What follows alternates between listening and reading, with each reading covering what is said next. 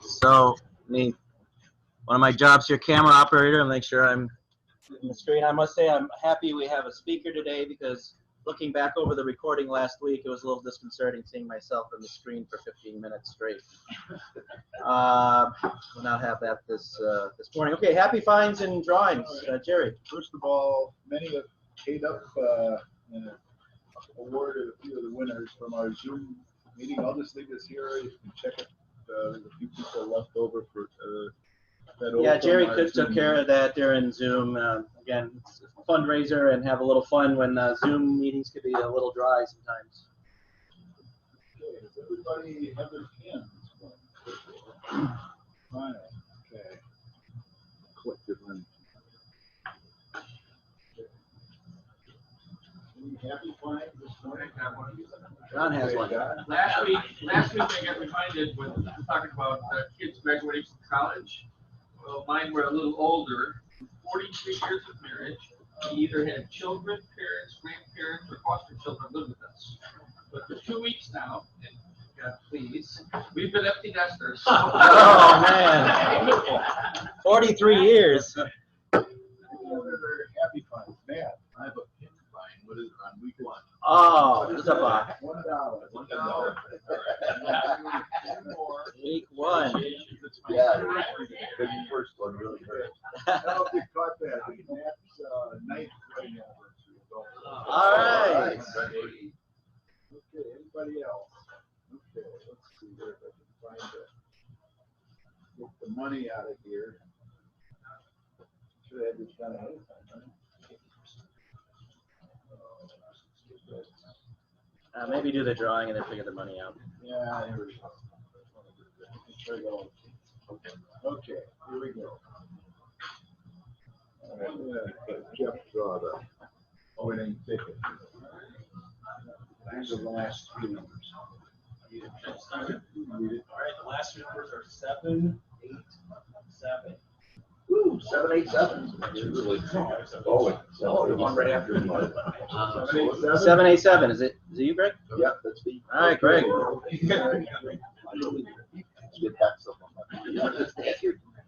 All right, so let's do a little bit of business, and then we'll get to our speaker.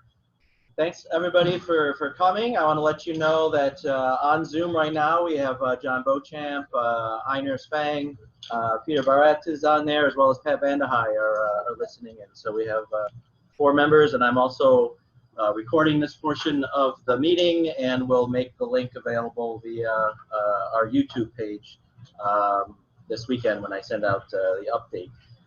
In terms of our procedures here, as a reminder, I was just talking to Jose this morning. He is opening up for breakfast on a daily basis, but he's making it private here for us until 8 a.m. So what we're going to work really hard to be done at 8 a.m. and then he's got to come out and clean up some tables so that if other customers come in, he can seat them. So I know we want to stick around and we want to talk, and that's okay for a little bit, but outside or this back room is available if you have some discussion that you'd like to have. He's just looking to transition the restaurant into being able to bring in additional customers after 8 o'clock in the morning. Some other items. We still have the shed. Ken has been working really hard in keeping up with the shed. I guess if you want to give an update or you have somebody you've talked to that maybe they're interested, but maybe in a couple weeks you may have to look at some options. So what's the latest, Ken? I had an interesting call 2 nights ago. So my name Chris works at Generac. He said, I'm really interested in buying a shed. Well, I invited him to a meeting this morning, which he really accepted, but he didn't show. Yeah. This kind of happened with about 25, 30 women at bachelor suite days and everything else. They're all going to call me the next day and don't show.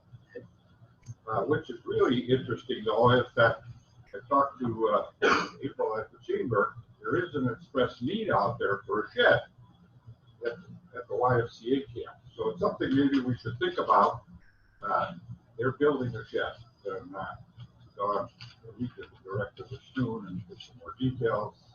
I'll mail it at the board. No.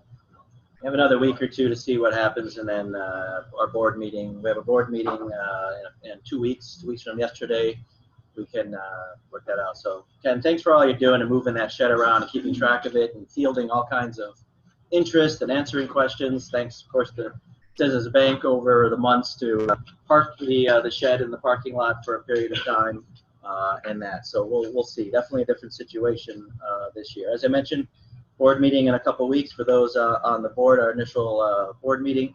Upcoming speaker assignments. Obviously, these meetings, you definitely do not want to hear me talk for 20 minutes every single meeting. So we need speakers. We, of course, have a speaker this morning. Tom Hurlington has told me this morning that next week we're going to have Sean Riley, one of the charter members of our club and the current mayor of Waukesha, is going to be our meeting next week.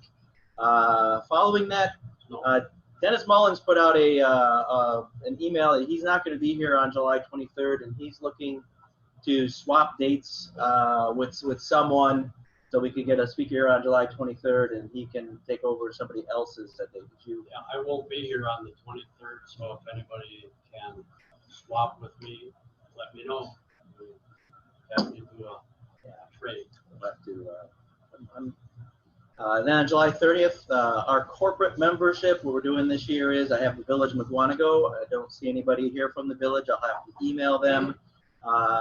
As a group, just like Pro Health and the school district, to try to arrange a speaker. And as a reminder, it does not have to be somebody talking about the Village Mukwonago or the Mukwonago School District. It can be somebody talking about something completely different.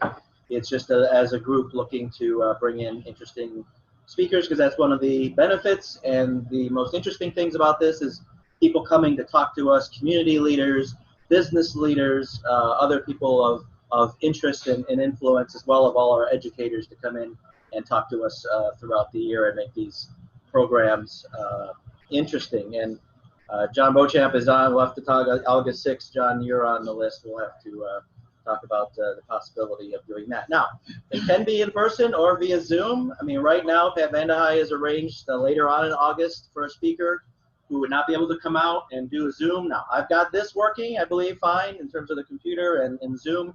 Have not worked it out yet where we have a speaker's face up on the screen and we can actually hear that person. There's going to need to be some technological testing for that to happen. So thankfully it's not next week, but we have a little bit of time to do that.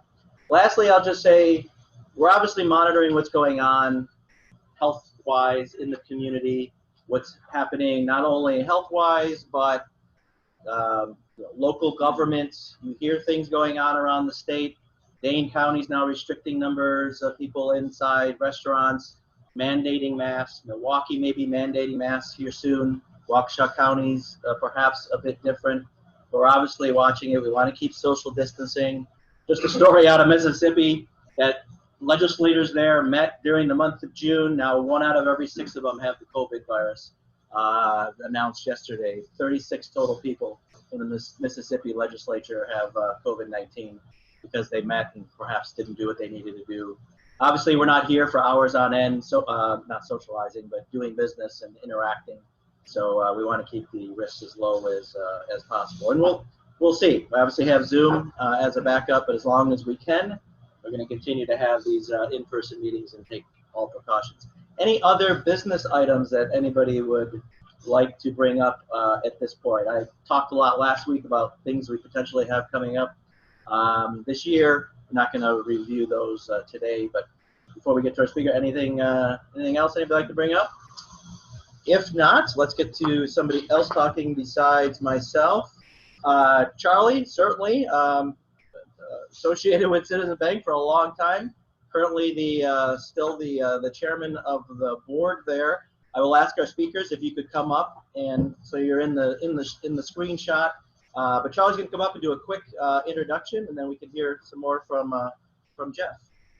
Yeah, just a brief introduction, because that's why he's here, is to introduce himself. About a year ago in June, Fran Wagner retired as chairman and Doug Lewis retired as president, and the board has decided to combine the titles of CEO president.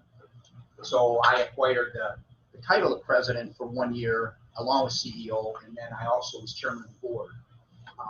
now in June, I've retired, and back last year in June, Jeff became executive vice president and joined the board to take Frank's spot on the board. And so he's here to kind of give you his background. He's been with us 19 years. I've obviously known him all 19 years that he's been with the bank, but he had previous history with banking. I'm going to let him kind of introduce himself and kind of explain what his background is. So this is Jeff Stanford. All right. All right. Charlie told me I had an hour and a half. But before we get started, I need everybody to number off out loud and remember your number going around this way. 1, 2, 3, 4, 5, 6, and 7, 8. Wait, got 2 I'll 8s. do 9. All right, 9. 10, 11, 12, 13, 14, 15. 16. All right. I'm sorry, I'm not going to have the people on Zoom number off because I can't get them any Citizens Bank swag.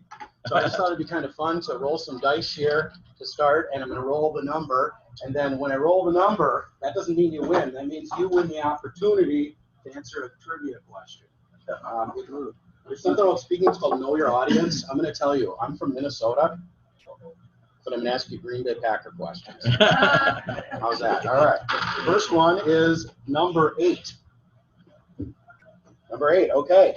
If you get this question right, you are going to win a notebook, Citizens Bank. You can put your dream journal in here. All right.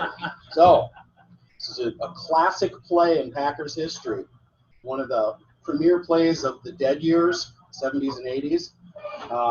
One of the most iconic plays. So 1980 against the Bears, it went into overtime 6-6. The kicker comes in, lines up for the kick. It's blocked. He picks it up and runs it in for a touchdown. Who's the kicker?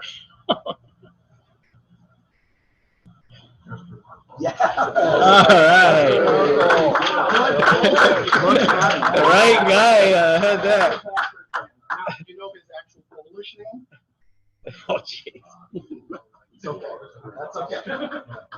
It's in here. I can't pronounce it. Okay, the second one is going to go to number 10. Who's number 10? Yeah. Right there. All right. I'm from Illinois, so you guys. He's a Bears fan. Oh, yeah. Well, I think you can get this. Which Packer player was nicknamed the Minister of Defense? Ricky White. All right. Okay, well, guess what you win? You win. It's so hot out nowadays. I have a snow globe. Citizens Bank snow globe with Ryan Lilly's business card in it.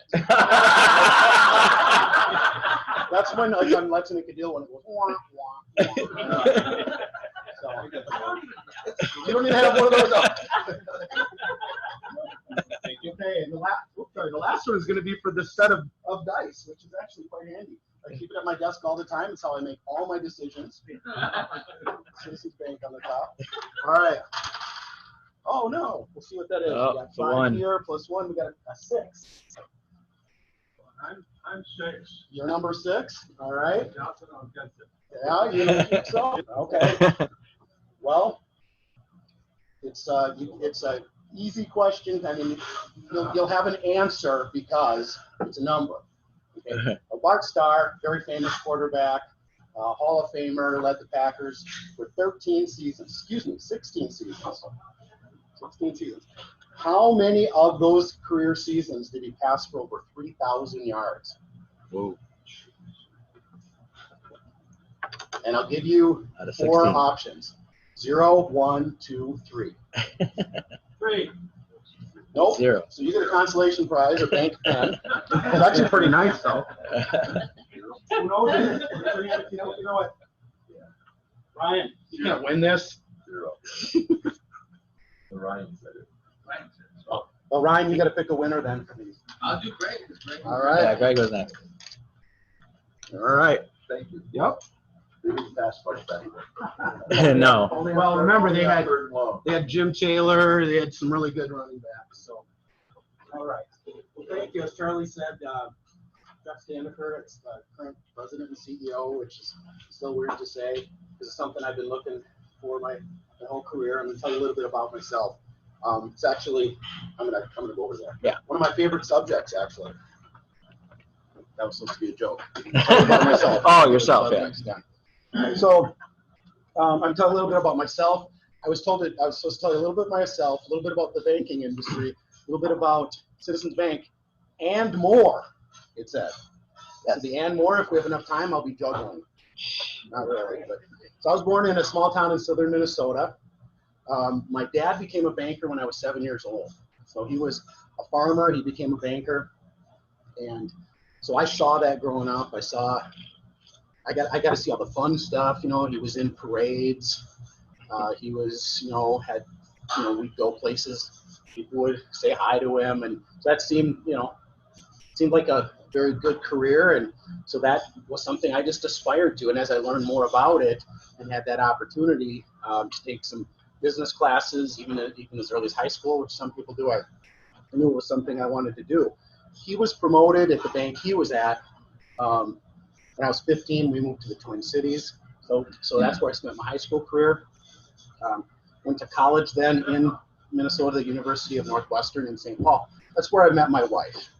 And you always look at the things that send you places in your life. That's where I met my wife. We had 3 grown children. And I'm proud to say that my 2 boys also work for the bank. I have one of my sons is a lender at the Big Bend office, another one's a personal banker at the Genesee office. And he has aspirations to go into IT. He's doing IT at WCTC right now. So, but we spent a few years in Cedarburg, and then a few years back in the Twin Cities. So that at that point had been married 10 years. And then in '97 relocated to the job with F&M Bank in East Troy. That was the State Bank of East Troy. State Bank of East Troy was actually founded the same year Citizens Bank of Mukwonago was. Citizens Bank now, 1892. But that bank had been bought by F&M. It was sold 3 or 4 times since then. And now my old office in that building is a men's room for the brewery. I get to go in and show people where my office is. It's a men's room. Yeah, interesting stuff. Joined the bank in 2001. I was actually interviewed in this building back in there by Warren Hanson Sr. I think a lot of people know Warren and Doug Bruin. And then Fran and Charlie and I went to the old Cotton Picker restaurant, which isn't there anymore. But, things worked out well. At the time, obviously, Doug and Charlie were beginning their time of leading the bank for many years. And I learned a lot from a lot of really good people. So I've had the privilege of working there for 19 years. It's a really great team. I think like Charlie said, even in our shareholders meeting recently, it's not just one person. I mean, it's anytime somebody retires, you miss that person, but they've put together a really good team. I think a lot of people here know many people that work at the bank. You see them out in the community. Community service is something we look at, for the bank. So that's enough about me. I want to tell you about kind of what's going on in the industry. There are 4 biggest banks in the country. Say out some names and I'll tell you. Wells Fargo. Wells Fargo. Chase. Chase? They're not one of the top 4. They're pretty big. U.S. Bank. Bank of America. Yep, Bank of America. So the top 4, and I don't know if the other one was said, Citigroup was the other. So Citigroup, Wells Fargo, Bank of America, JP Morgan, the 4 biggest banks. But the banking industry through the end of last year was actually pretty healthy. There were actually only 4 bank failures in the country last year, and there were none in 2018. So there was this little blip in the economy of the Great Recession, I think is what some people call it, from 2007 to 11 or so. In 2010, there were 157 banks that failed in this country. That just gives you a flavor of the bounce back and the health of the banking industry. Another thing they look at the end of 2019, so the FDIC, you see those signs when you go into the bank, gives you insurance for what you have on deposit. But the FDIC comes into banks and audits and looks to see what's going on, if the loan programs they have are safe and so forth. And if there's issues, they put somebody on their problem bank list. The problem bank list at the end of 2019 had only 51 on there.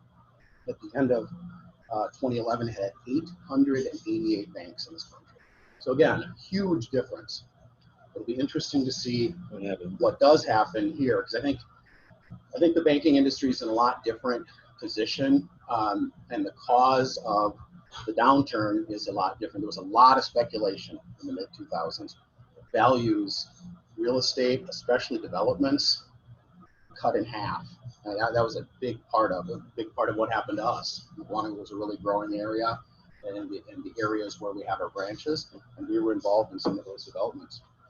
But the other thing you're seeing is banks buying other banks, right?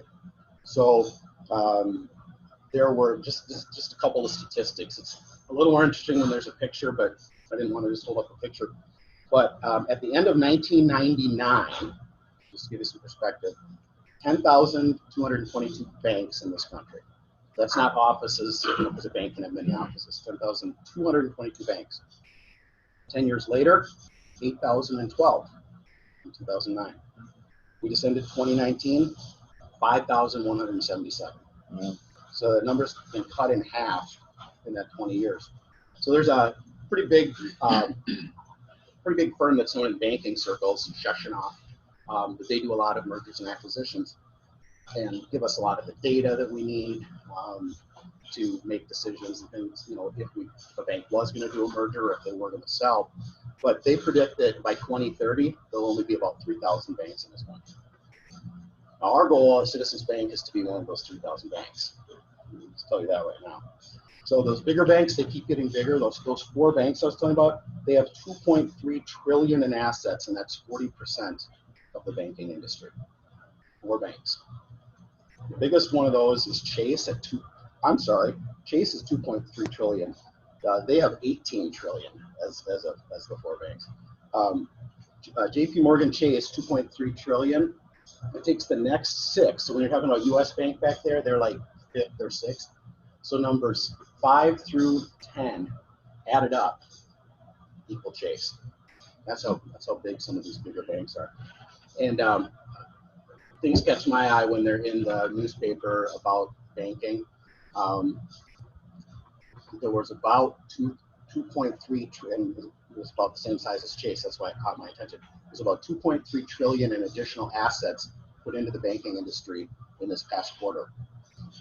A lot of that was government stimulus money. So individual stimulus money, the PPP loans. Sorry, Ryan.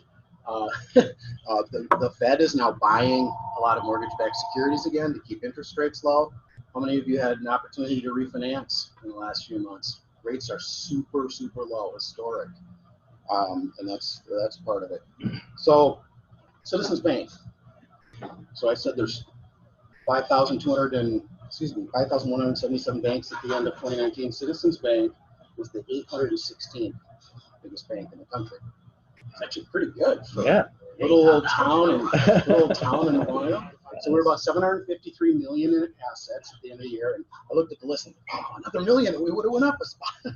But same thing on it. But anyway, 816th. But we've actually had a 13% growth so far this year. We're up to nearly 900 million in assets, and a big portion of that is those PPP loans. Ryan and the rest of the team and the business bankers and the business banking analysts and so forth, we were able to help over 500 businesses obtain over 45 million those PPP loans. And there were times some of those people processing them and the people applying for them in those early days and some of the days leading up to running out of funds. It's pretty stressful for a lot of people, but the team pulled together and helped out a lot of people in our communities. So a little bit of history. I started at the bank in 3501, and then we were the 1114th biggest bank with 308 million in assets. They didn't keep statistics back in 1988 for the size or the what number the bank was, but Charlie, how many assets do you have when you started the bank in '88? Crossed 100 million. I started. Okay, so before Charlie started, right before we were just under 100 million. So it's just interesting to see. Obviously some of that is just inflation. A dollar is, it's kind of interesting to see what a dollar is in every different, year. But a lot of it is growth. As you drive around our area, you see we have them. We have our offices in East Troy and Genesee and Eagle and Waukesha and so forth with them.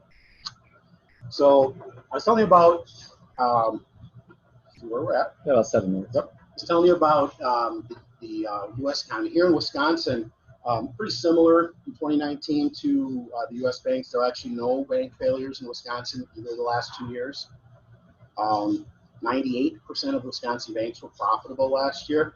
And you go, how can a bank not be profitable? Well, first of all, if it is paying too much for its deposits, the money it's renting from you and not being able to charge enough on the loans was renting out to you, that's one thing. And another is if they have a lot of loan losses. Because the loan losses, while it's coming out of a reserve, that has to be made up. So assets in Wisconsin banks also increased about 2%, just like nationwide. The large banks, though, are a big concentration here. Now, I work at a community bank and have my whole career because I'm a believer in what a community bank does in the community. You know, I do know people that work at some of the bigger banks, and only if they choose to on their own are they involved in their communities. While you see some of the bigger banks put their names on things, you know, they might sponsor the fireworks downtown or, you know, put their name up. But, you know, the bigger thing is, are they on the ground helping somebody at the women's center plant flowers, you know, those types of things, walking in the local parades, helping out in the local rotaries, etc. So the bank turned 127 years old last year. As I said, it's been our goal, not just my goal, it's been our bank's goal to remain independent, to grow, to serve our communities, to remain in southeastern Wisconsin. We're not looking to, you know, branch into other states. Would we consider growing a little bit if an opportunity was presented? Possibly, but, you know, we're not out there just looking to buy somebody right now, because that's an interesting thing in and of itself. A marriage of two companies certainly changes a culture. But we have a lot of super excellent customers. I love this statistic. We have over 30,000 customers, and another measurement is what share of the wallet do we have. So we have 91,000 total products. That's about 3 products per customer. And in the industry, that's a good number. It can be around 3.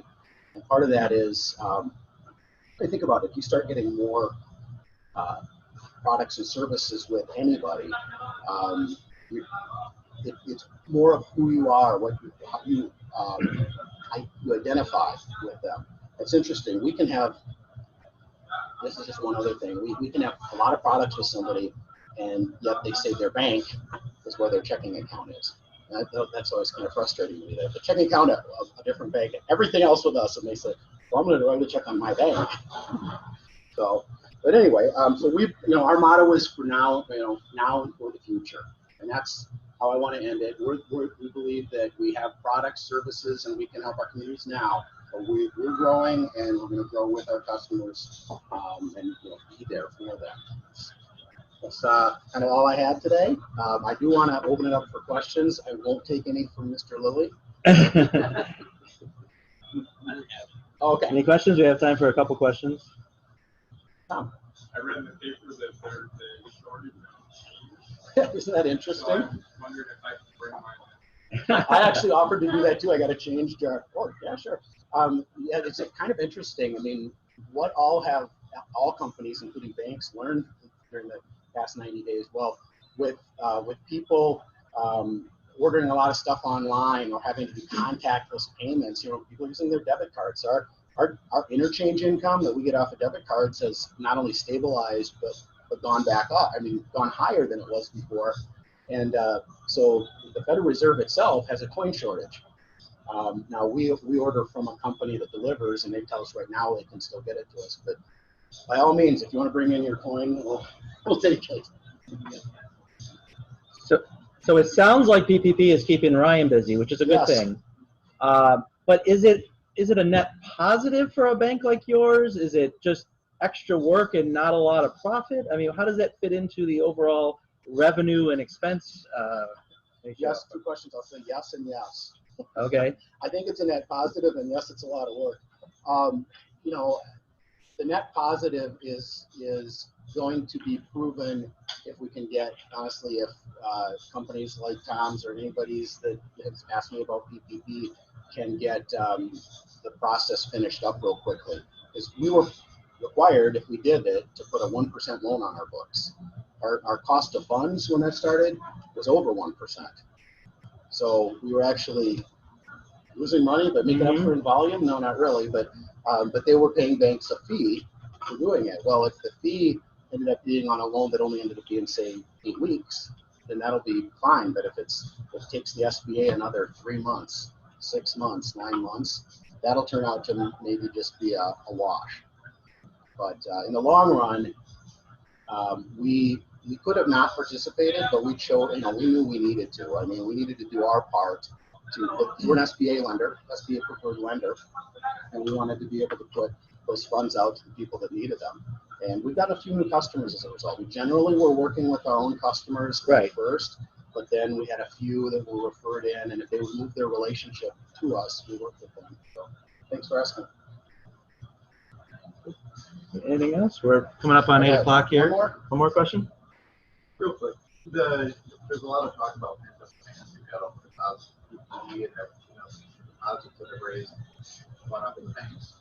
Are you forecasting for some of that to come back out of the banks with the pent-up demand, or is that something that you think is kind of built into the market? So for those online, I don't know if you could hear it, but the question is with the deposits that have built up, are we expecting some of that to run back out? Yeah, I would expect to see some of that. It's interesting, the difference between some companies that even though sales are down or whatever their situation is, they've been trying to still operate without the use of the money they got from PPP. So that money's still setting aside. So some of that is going to be staying in the bank. So whereas we went up by, say, 45 million, do I think 45 million of our deposits will go away? No, but maybe half of it.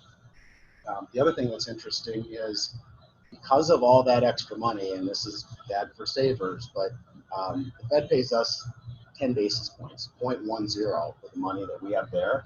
It doesn't, and we have way more right now than we can lend out, and that's everything. So it doesn't make sense business-wise to pay you more rent to have it come in than we can get, to move it out. So you're seeing your savings rates go down to near zero. Yeah. As a result, the Fed's going to keep those rates down probably for a couple of years. Well, thank you so much. I appreciate it. Great. And I've got my cards here if you want to grab one. And if anybody ever wants to talk about banking, I love to do it. You can give me a call or stop on in. That's Citizens Bank. Thank you. All right. Yeah, if you just come back up here real quick. Yeah. A couple things. We like to give to our speakers and let them know that in gratitude for sharing your message with us, we as a club are going to donate funds to Rotary International for 25 children in the world to be inoculated against polio in your honor. So it's our ongoing giving toward Rotary's big goal of eradicating polio. And you gave away a pad, and you're going to get a pad also that has the 4-way test on it. So we'll exchange pads. All right. There you go. And thank you very much for being here this morning. And it's great to have you here at the club. And appreciate your ongoing support for our club. Thanks. All right. Anything else for the good of the order here this morning? If not, we'll let Jose get the restaurant to normal operating. But before we do, we're going to say, Rotarians are going to say the 4-way test as we leave this meeting and go back out into the world of life and work, of the things that we think, say, and do. Let us remember to ask ourselves first, is it the truth? Second, is it fair to all concerned? Third, will it build goodwill and better friendships? Fourth, will it be beneficial to all concerned? All right, everybody stay safe, stay cool. Have a good rest of the week. Survive our heat wave. Thanks for everybody signing in online. Everybody have a good week.